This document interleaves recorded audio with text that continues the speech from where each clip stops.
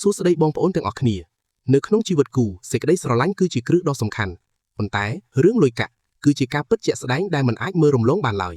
ជារឿយៗយើងតែងតែឮពាក្យមួយឃ្លាថាបើត្រូវឆ្លោះគ្នារឿងលុយសូមឆ្លោះគ្នាតាំងពីមុនរៀបការតើពាក្យមួយឃ្លានេះមានអត្ថន័យជ្រាលជ្រៅយ៉ាងណាហេតុអ្វីបានជាត្រូវជជែករឿងលុយឲ្យច្បាស់មុនរៀបការមនុស្សជាច្រើនយល់ថាការនិយាយរឿងលុយកាក់ជាមួយគូស្នេហ៍គឺជាការក្រែងចិត្តឬមើលទៅដូចជាស្រឡាញ់តែទ្រព្យសម្បត្តិប៉ុន្តែតាមពិតទៅការជជែករឿងលុយកាក់មុនរៀបការគឺជាសញ្ញានៃភាពចាស់ទុំនិងការទទួលខុសត្រូវទី1ដឹងពីទម្លាប់និងចរិតចាត់ចែងថវិកាមុននឹងចាប់ដៃគ្នាបង្កើតគ្រួសារយើងត្រូវដឹងថាតើម្នាក់មានទម្លាប់ចាយវេយ៉ាងណាតើជាមនុស្សចូលចិត្តសន្សំឬនិយមចាយតាមអារម្មណ៍ទី2បើកចំហរឿងបំណុលនិងភារកិច្ចហិរញ្ញវត្ថុតើម្នាក់មានបំណុលជាប់ខ្លួនដែរឬទេតើត្រូវជួយជ្រោមជ្រែងគ្រួសារខាងណាខ្លះបន្ទាប់ពីរៀបការរួចទី3ការកំណត់គោលដៅរួមតើគ្រោងទុកថវិកាយ៉ាងណាសម្រាប់ទិញផ្ទះបង្កើតអាជីវកម្មឬសម្រាប់អនាគតកូន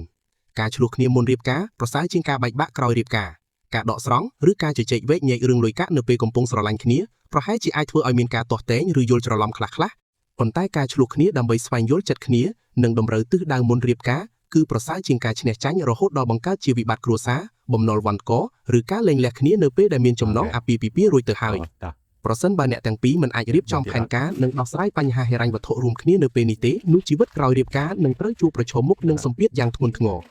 សេចក្តីស្រឡាញ់អាចធ្វើឲ្យមនុស្សពីរនាក់ចាប់ដៃគ្នាដើរចូលរោងការបានប៉ុន្តែការយល់ដឹងការរៀបចំផែនការហិរញ្ញវត្ថុនិងភាពស្មោះត្រង់លើរឿងលុយកាក់គឺជាអ្វីដែលរក្សាអាពាហ៍ពិពាហ៍ឲ្យគង់វង្សនិងមានសុភមង្គលពិតប្រាកដ